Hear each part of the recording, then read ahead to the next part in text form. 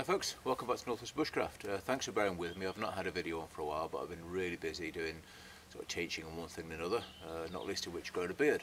So let me know what you think. It seems to be all the rage at the moment, but I know it's quite good. It's kept my face warm over winter anyway. So I've come out for a 3-day 2-night camp, and I've decided this time to kind of, as an extension of what I did before in the Bender tent, the Tinker's tent video I did, was actually to build another one here, and I'm actually going to thatch this one now with spruce. So I'm not going to do too much talking. I'm just going to crack on and build it, and we'll catch you again in a bit. Alright, see you soon.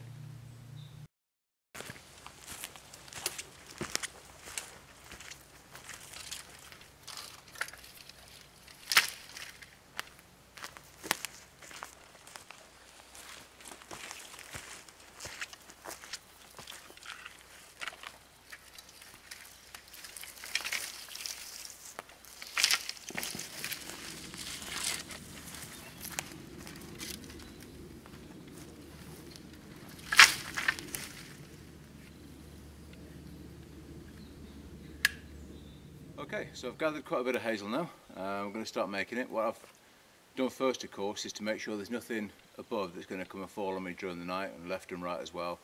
There's no obvious water courses that if there's a downpour during the night, I'm not going to get a stream running through the middle of a bed.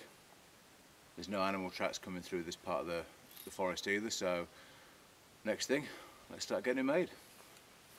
So I'm not going to talk too much because you've all seen this other video that I've done on making this, so I'll crack on and get it made.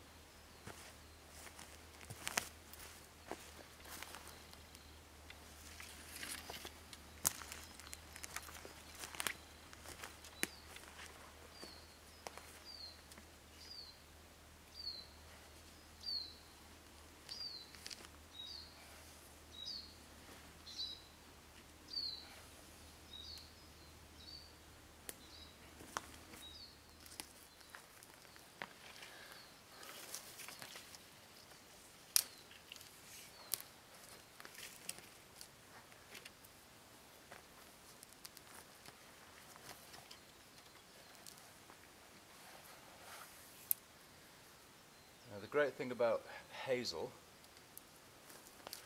is that it's really, really elastic. So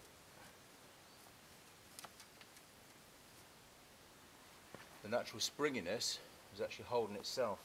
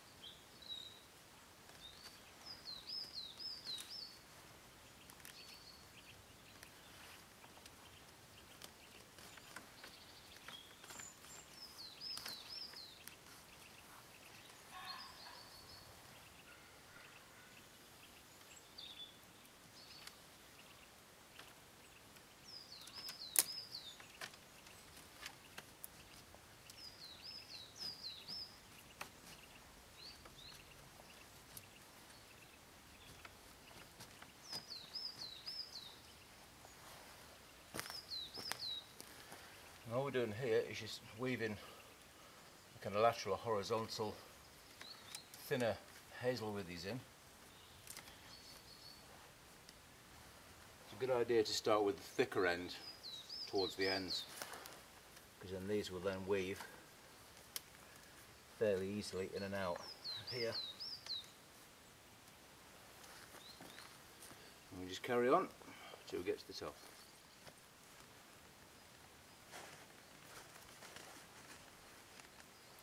And so tight that's locked that in now.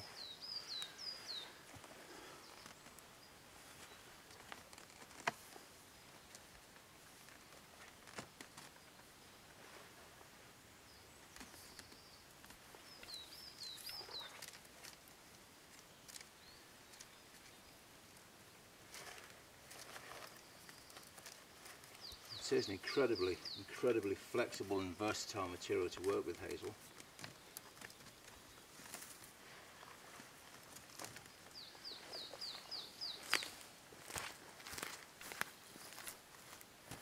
Let's see, it's come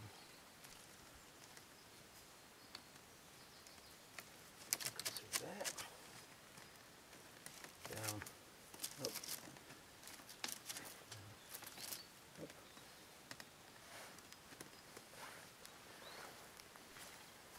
Okay, so we've got all the vertical pieces in, horizontal pieces in to give it some strength, and it is, as it goes, pretty strong.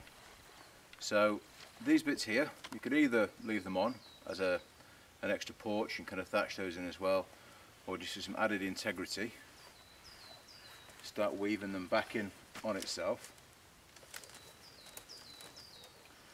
It's like a basket arrangement. And every time you crisscross these, they just get stronger and stronger and stronger.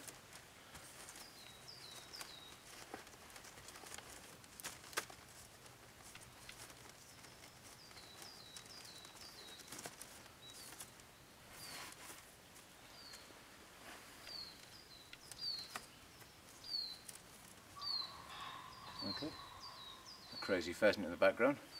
Right, okay. Time to get some thatching done.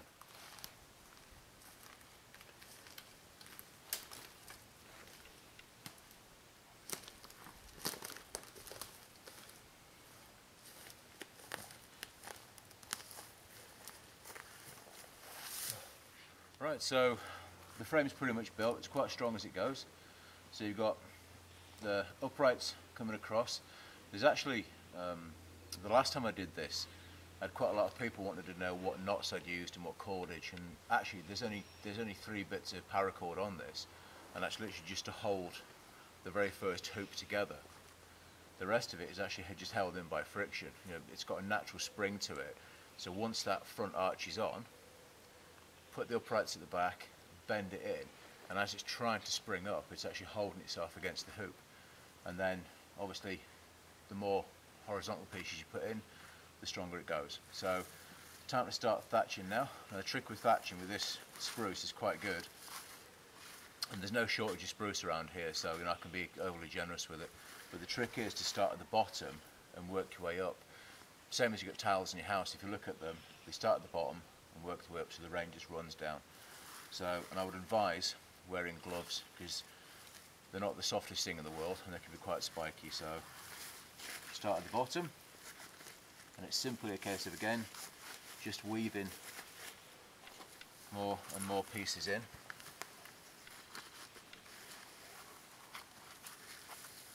Layering them up on top of each other.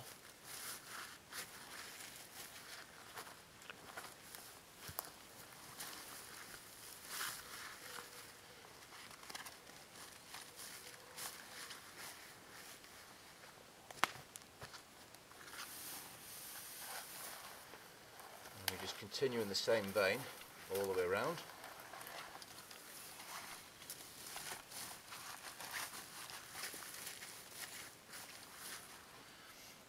So go around the bottom and then come on the next layer, and then over to the top. Okay, so I've done probably 1.5 layers so far, come all around the bottom, and on this side I've got the kind of second layer in over on that side here. So just thought I'd show you a different view from the back. So again, rather than just dumping that one on here, you want to have this kind of like scales on a snake. You want to have it sort of stepped up. So rather than coming right up here, you're going to come in probably there. Let's feed this one through.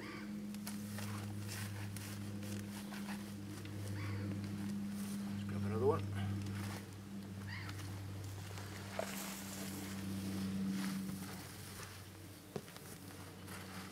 So again, you haven't made a big jump in terms of where you're putting your thatch in.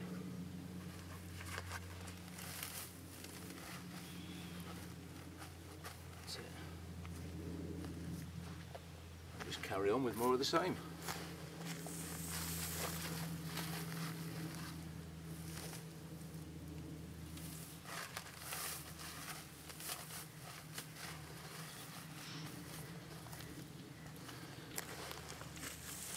Nice and slowly building up layers. If you see any obvious gaps, all you need to do add a piece in. There we go.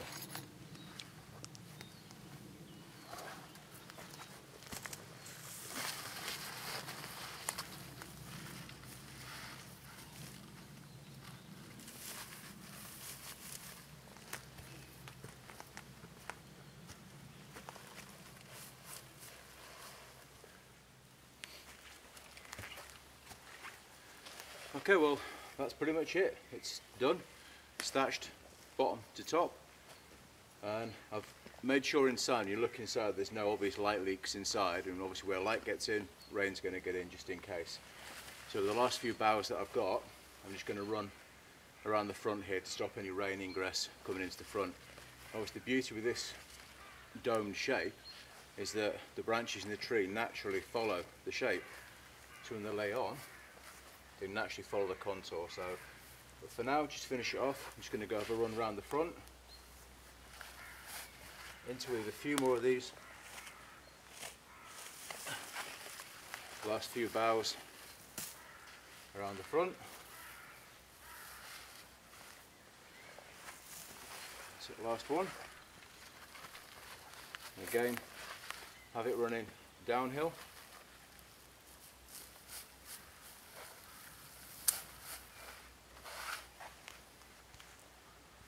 And there we go. Nice and dark inside. Home for the night. See you later.